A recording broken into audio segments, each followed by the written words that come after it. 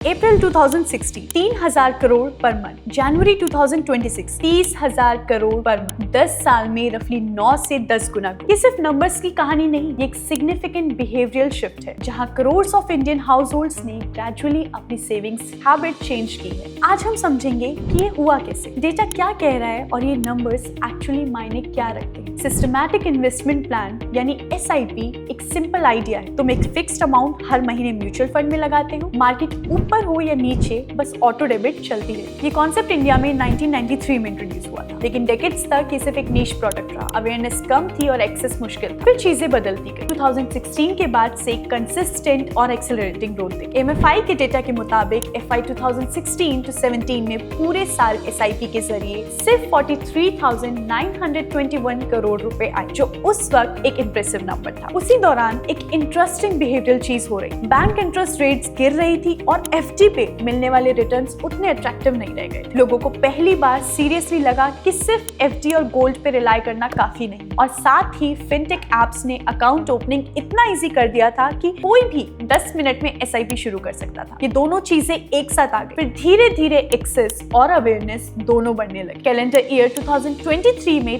Total SIP inflows था 1.84 लाख करोड़ रुपए। Calendar year 2024 में ये 2.68 लाख करोड़ हो गए और कैलेंडर ईयर 2025 में पहली बार annual SIP inflows 3.34 lakh crore रुपए तक पहुंची, जो AMFI के दिसंबर 2025 के डेटा से कंफर्म है। ये एक स्ट्रेट लाइन ग्रोथ नहीं, ये एक एक्सेलरेटिंग कर्व। अकाउंट्स की बात करें तो 2016 में इंडिया में करीबन 1 करोड़ एक्टिव SIP अकाउंट्स थे और जनवरी 2026 तक ये नंबर 9.92 करोड़ तक पहुंच गया। 10 सालों में 10 गुना। SIP AUM जनवरी 2026 में 16.36 लाख करोड़ रुपए थे, जो SIP AUM mutual fund industry का सिग्निफिकेंट पोर्शन, रफली 1/5 रेंज रिप्रेजेंट करता है। ये एक लीनियर ग्रोथ नहीं है, ये ग्रेजुअली एक्सेलरेटिंग पार्टिसिपेशन का पैटर्न है। SIP का एक इंपॉर्टेंट फीचर है रुपी कॉस्ट एवरेजिंग। एक एग्जांपल से समझते हैं। एक 28 साल की टीचर जो 2018 से हर महीने 3,000 रुपए की SIP चला रही, वो मार्केट टाइमिंग नहीं जानती, वो फाइनेंशियल न्यूज नहीं पढ़ती, लेकिन वो कंसिस्टेंट है। मार्च 2020 में जब मार्केट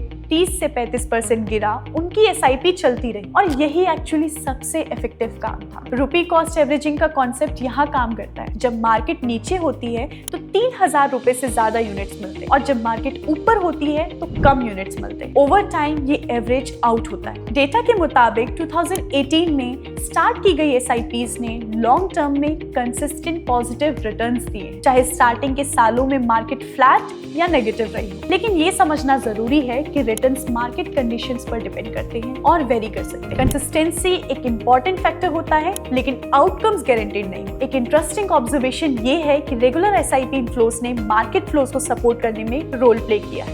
एग्जाम्पल के तौर पर कुछ पीरियड्स में फॉरेन इन्वेस्टर आउटफ्लोस के साथ साथ डोमेस्टिक इंस्टीट्यूशनल इनफ्लोस भी स्ट्रॉन्ग रहे। इससे इंडिकेट होता है कि domestic participation gradually market dynamics में एक इंपॉर्टेंट रोल प्ले कर रहा है। एक इंपॉर्टेंट सवाल ये भी है सस्टेनेबिलिटी। SIP डिसकंटिन्यूएशन भी होता है और कुछ इन्वेस्टर शॉर्ट टर्म वोलेटिलिटी के दौरान अपने SIP स्टॉप कर देते हैं। ये बिहेवियर लॉन्ग टर्म अप्रोच के साथ साथ अलाइन नहीं होता, क्योंकि SIP का कोर आइडिया कंसिस्टेंसी पर बेस्ड। पेशेंस के बिना SIP सिर्फ एक रेकरिंग डेबिट बन सकती है, इन्वेस्टमेंट प्रोसेस नहीं। 3,000 करोड़ से 30,000 करोड़, ये सिर्फ ग्रोथ की कहानी नहीं, ये इन्वेस्टिंग बिहेवियर के इवॉल्व होने की कहानी है। इंडिया में ग्रेजुअली एक शिफ्ट दिख रहा है, सेविंग से इन्वेस्टिंग की तरफ और ट्रेडिशनल से मार्केट लिंक इंस्ट्रूमेंट्स की तरफ। ये ट्रांजिशन स्लो है लेकिन क्लियरली विजिबल। फाइनेंशियल अवेयरनेस के लिए FinDoc को फॉलो करते रहिए।